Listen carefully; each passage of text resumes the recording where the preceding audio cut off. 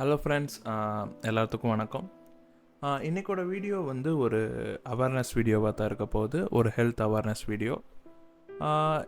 எதை பற்றி பார்க்க போகிறோம் அப்படின்னா வந்து ஃபேட்டி லிவர் ப்ராப்ளத்தை பற்றி தான் பார்க்க போகிறோம். சரி, வாங்க வீடியோக்குள்ளே போகலாம்.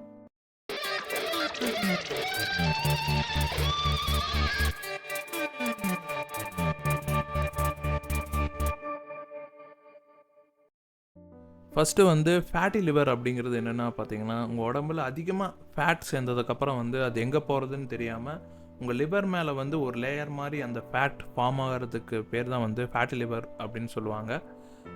இதில் பார்த்தீங்கன்னா 2 டைப் இருக்குது. அதாவது ஃபஸ்ட் வந்து பார்த்தீங்கன்னா ஆல்கஹால் காஸ்டு ஃபேட்டி லிவர், இன்னொன்று பார்த்தீங்கன்னா நான் alcohol caused fatty liver. Alcohol caused fatty liver தான் வந்து அது நார்மலான ஒன்று. அதுதான் வந்து நிறைய பக்கம் நீங்கள் அதிகமாக பார்க்க முடியும். அது வந்து ஆல்கஹால் கன்சப்ஷன் அதிகமாக இருக்கிறங்காட்டி வரக்கூடிய ஒரு டைப்பு. இன்னொன்று பார்த்தீங்கன்னா நான் ஆல்கஹால் காஸ்டு ஃபேட்டி லிவர். அதுதான் வந்து இப்போ ரீசெண்டாக வந்து அதிகமாக அந்த கேசஸ் வந்து அதிகமாகிக்கிட்டு இருக்கு. அதுக்கான மெயின் ரீசன்ஸ் என்ன அப்படின்னு பார்த்தீங்கன்னா, நம்ம அதிகமாக ஃபாஸ்ட் ஃபுட் எடுத்துக்கிறங்காட்டியும், அதிகமாக வந்து நம்ம ஃபேட்டான ஃபுட்ஸ் வந்து எடுத்துக்கிறோம். அப்புறம் வந்து கரெக்டான ஸ்லீப் சைக்கிள் இல்லை, கரெக்டான வந்து ஃபிசிக்கல் ஒர்க் எதுவுமே நம்ம பண்ணுறதில்ல. இந்த மாதிரி நிறையா நம்ம சொல்லிகிட்டே போகலாம். நம்ம இந்த வீடியோவில் பார்த்தீங்கன்னா நான் ஆல்கஹால் காஸ்டு ஃபேட்டி லிவரை பற்றி தான் அதிகமாக பார்க்க போகிறோம். ஏன்னா ஆல்கஹால் காஸ்டு ஃபேட்டி லிவரை பற்றின அவேர்னஸ் வந்து நிறைய பேர்த்துக்கு இருக்குது. அது மட்டும் இல்லாமல் அது ஆல்கஹால் கன்சப்ஷன் அதிகமாக பண்ணால் மட்டும்தான் வரும். பட் நான் ஆல்கஹால் காஸ்டு ஃபேட்டி லிவர் பார்த்திங்கன்னா அது ஒரு சைலண்ட் கில்லர். இப்போ நிறையா வந்து குழந்தைகளுக்கே வந்து அது அதிகமாக வருதுன்னு சொல்கிறாங்க. அதனால் அதை பற்றி நம்ம அதிகமாக பார்ப்போம். ஃபஸ்ட்டு வந்து ஏன் குழந்தைகளுக்கு அதிகமாக வருதுன்னு கேட்டிங்கன்னா, அதுக்கு மெயினான ரீசன் வந்து பேரண்ட்ஸ் தான். பேரண்ட்ஸ் வந்து அவங்க குழந்தைங்க வந்து என்ன கேட்டாலும் வந்து வாங்கி கொடுத்துட்றாங்க. அதாவது என்ன ஸ்நாக்ஸாக இருக்கட்டும், என்ன ஃபாஸ்ட் ஃபுட்டாக இருக்கட்டும், பேக்டு ஐட்டம்ஸாக இருக்கட்டும், சாக்லேட்ஸு, இந்த மாதிரி நிறையா இருக்குது. இது எல்லாத்தையும் வந்து அவங்க கேட்டாங்கிறதுக்காக வந்து நீங்கள் வாங்கி கொடுத்துட்றீங்க. அது ஒரு மிகப்பெரிய தப்பு. ஃபஸ்ட்டு வந்து அந்த ப்ராடக்ட்ஸ்க்கு வந்து பின்னாடி வந்து இன்க்ரீடியன்ட்ஸ் எல்லாம் கொடுத்துருப்பாங்க. என்னென்ன சேர்த்துருக்காங்கங்கிறத பாருங்கள், எவ்வளோ சுகர் ஆட் பண்ணியிருக்காங்கங்கிறத பாருங்கள், என்னென்ன ப்ரிசர்வேட்டிவ்ஸு, என்னென்ன கெமிக்கல்ஸ் எல்லாம் ஆட் பண்ணியிருக்கிறாங்க அப்படிங்கிறத பாருங்கள். யூரோப் அமெரிக்காவில் எல்லாம் பேன் பண்ண கலரெல்லாம் வந்து இந்தியாவில் வந்து ஒவ்வொரு சில ஃபுட் ப்ராடக்ட்ஸில் யூஸ் பண்ணுறாங்க. அதெல்லாம் வந்து நீங்கள் பார்த்து தெரிஞ்சுக்கோங்க. அது பார்த்துட்டு வந்து உங்கள் குழந்தைகளுக்கு வந்து கொடுக்கணுமா கொடுக்கக்கூடாதான்னு நீங்கள் டிசைட் பண்ணுங்கள்.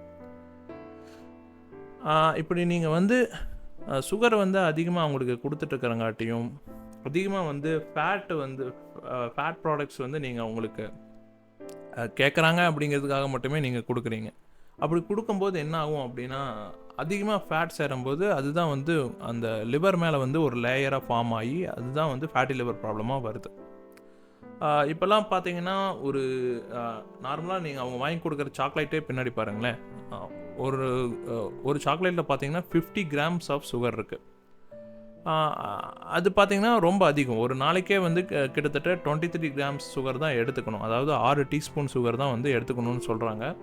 பட் ஆனால் அது ஒரே ஒரு சாக்லேட்டில் பார்த்தீங்கன்னா 53 கிராம்ஸ் வந்து சுகர் இருக்குது. அப்புறம் பார்த்தீங்கன்னா நீங்கள் அவங்களுக்கு அது மட்டுமா கொடுப்பீங்க, அதே மாதிரி நிறைய ஸ்நாக்ஸ் இருக்குது, நிறைய ஸ்வீட்ஸ் கொடுப்பீங்க, இன்னும் நிறைய சாக்லேட் சாப்பிடுவாங்க. அப்படி பார்த்தீங்கன்னா ஒரு நாளைக்கே 100-150 கிராம்ஸ் சுகர் அவங்களுக்கு கொடுக்குறீங்க. அப்படி கொடுக்கும்போது என்னாகும், சுகர் வரத்தான் செய்யும். இப்போல்லாம் பார்த்தீங்கன்னா சின்ன வயசுலேயே வந்து சுகர் வருதுன்னு சொல்கிறாங்க. பட் வந்து நிறையா கேஸஸில் பார்த்தீங்கன்னா இப்போது நிறையா சிம்டம்ஸ் தெரியாது. பட் ஆனால் ஒரு 25 ஏஜுக்கு அப்புறம் தான் வந்து உங்களுக்கு அதிகமாக வந்து அந்த சிம்டம்ஸ் வந்து கொஞ்சம் கொஞ்சமாக தெரிய ஆரம்பிக்கும். அப்போ தான் வந்து சுகர் ப்ராப்ளம்ஸ் எல்லாம் வரும். அது வரைக்குமே வந்து உங்கள் உடம்பு வந்து எல்லாமே தாங்கிக்கும். அதனால் வந்து நம்ம இப்போ இருந்தே வந்து சுகரை வந்து கொஞ்சம் கொஞ்சமாக கட் பண்ண ட்ரை பண்ணணும். உடனே கட் பண்ணணும்னு சொல்லலை. அவங்களுக்கும் வந்து சாக்லேட் சாப்பிட்ணும் அதெல்லாமே இருக்கும். பட் ஆனால் அவங்களுக்கு கொடுக்குறத வந்து குறைச்சிக்கோங்க. ஒரு நாளைக்கு வந்து இவ்வளோ தான் இருக்கணும் அப்படிங்கிற மாதிரி கொஞ்சம் கொஞ்சமாக குறைச்சி சுத்தமாக வந்து சுகரை வந்து அவங்களுக்கு கொடுக்குறதுல வந்து நீங்கள் வந்து நிறுத்திட்டீங்க அப்படின்னா வந்து ரொம்ப நல்லாயிருக்கும். அதே மாதிரி வந்து இந்த ஃபாஸ்ட் ஃபுட்ஸு இதெல்லாத்தையுமே வந்து அவங்களுக்கு நிறுத்திக்கிட்டீங்க அப்படின்னா அந்த ஃபேட்டி லிவர் ப்ராப்ளத்தில் இருந்தெல்லாம் நம்ம தப்பிச்சுக்கலாம்.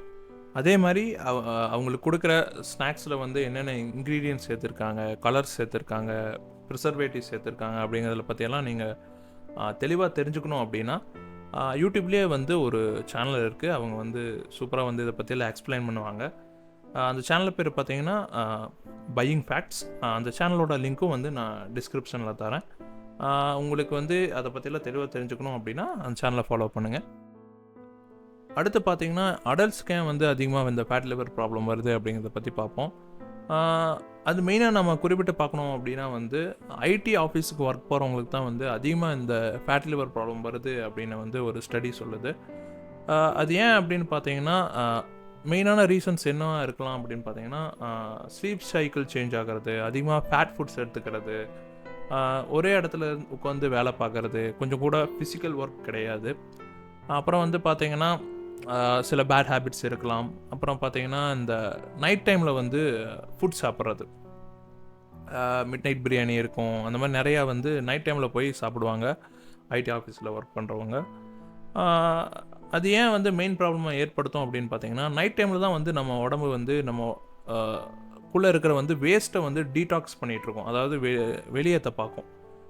அந்த டைமில் போய் நீங்கள் வந்து சாப்பிட்டு திருப்பி வந்து லிவருக்கு நீங்கள் ஒரு ஃபங்க்ஷன் கொடுக்கும்போது அதனால் வந்து கரெக்டாக ஃபங்க்ஷன் பண்ண முடியாது.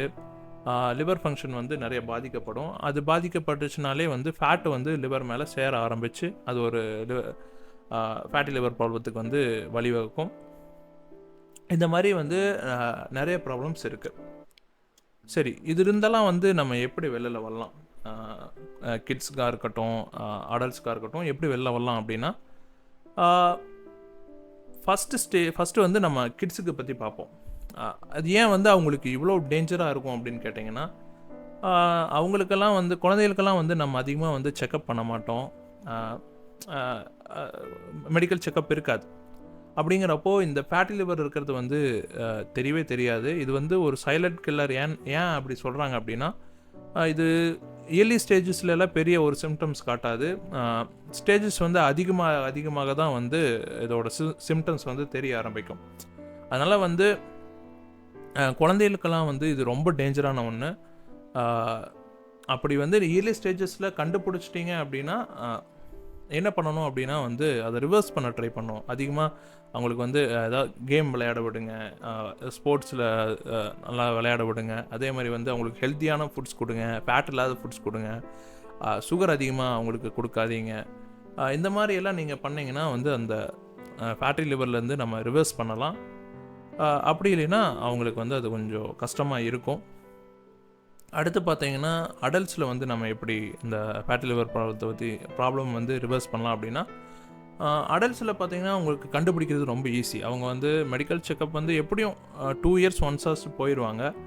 அப்படி போகும்போது வந்து நம்ம ஏர்லி ஸ்டேஜஸ்லேயே கண்டுபிடிச்சிட்டோம் அப்படின்னா நீங்கள் வந்து இந்த பேட் ஹேபிட்ஸ் எடுத்துகிட்டு இருந்தாலும் அதை வந்து நிறுத்தலாம். அதே மாதிரி ஃபேட் ஃபுட்ஸை எடுத்துக்கிறது நிறுத்தலாம். அதே மாதிரி பார்த்தீங்கன்னா நீங்கள் ஸ்லீப் சைக்கிள்ஸை வந்து கரெக்டாக மெயின்டைன் பண்ணலாம். அப்புறம் பார்த்தீங்கன்னா ஃபிசிக்கல் எக்ஸசைஸ் ஏதாவது பண்ணலாம். ஜிம்முக்கு போக ட்ரை பண்ணுங்கள். ஜிம்முக்கு போக பிடிக்கலைன்னா உங்களுக்கு பிடிச்ச ஏதோ ஸ்போர்ட்ஸ் போய் விளையாடுங்க. டெய்லியும் விளையாடணும். அப்படி நீங்கள் விளையாடும்போது பார்த்தீங்கன்னா உங்களுக்குள்ளே இருக்கிற கொழுப்பெல்லாம் வந்து கரைய ஆரம்பிக்கும். இதனால் வந்து நீங்கள் அந்த ஃபேட்டி லிவர் ப்ராப்ளத்துலேருந்து வெளில வரலாம். பட் இது வந்து ஸ்டேஜஸ் ரொம்ப அதிகமாயிருச்சு, ஃபைனல் ஸ்டேஜ் போயிடுச்சு அப்படின்னா வந்து அதுக்கப்புறம் வந்து ரிவர்ஸ் பண்ணுறது வந்து நடக்காத காரியம்னே சொல்லலாம். அது ரொம்ப கஷ்டமான ஒரு ஸ்டேஜ். அந்த ஸ்டேஜுக்கு போயிட்டாங்க அப்படின்னா 2 வருஷத்துலேருந்து 12 வருஷத்துக்குள்ளே தான் வந்து உயிர் வாழ முடியும். அதுதான் லைஃப் எக்ஸ்பெக்டன்சி ரேட்டு வந்து இந்த ஃபைனல் ஸ்டேஜ் ஃபேட்டி லிவர் ப்ராப்ளத்துக்கு. அதனால் வந்து நீங்கள் ஜாக்கிரதையாக இருக்கிறது வந்து ரொம்ப அவசியம். உங்களை பயமுறுத்துறதுக்காக நான் இந்த வீடியோ பண்ணல, பட் இதுதான் ரியாலிட்டி. இப்போ வந்து நம்ம அவ்வளோவா எதுவும் ஹெல்த்தியான ஃபுட்ஸே நம்ம எடுத்துக்கிறது இல்லை. அப்படி நம்ம எடுத்துக்கணும்னு நினச்சாலும் வந்து எதுவுமே ஹெல்த்தியான ஃபுட்ஸே கிடையாது. எல்லாமே கெமிக்கலில் தான் வளர வைக்கிறாங்க. ஃபெர்டிலைசர்ஸ் அதிகமாக யூஸ் பண்ணி தான் வெஜிடபிள்ஸே இப்போலாம் அதிகமாக வளருது. எல்லாமே ஹைப்ரிட் தான். பட் ஆனால் வந்து நம்ம அதில் வந்து நம்ம ஃபேட்ஸை வந்து அதிகமாக எடுத்துக்கிறத வந்து தவிர்த்துக்கிட்டோம் அப்படின்னா வந்து நம்ம வந்து கொஞ்ச நாள் வந்து ஆரோக்கியமாக வாழ முடியும். அவ்வளோதான் இந்த வீடியோவுக்கு. உங்களுக்கு பிடிச்சிருக்கும்னு நம்புகிறேன்.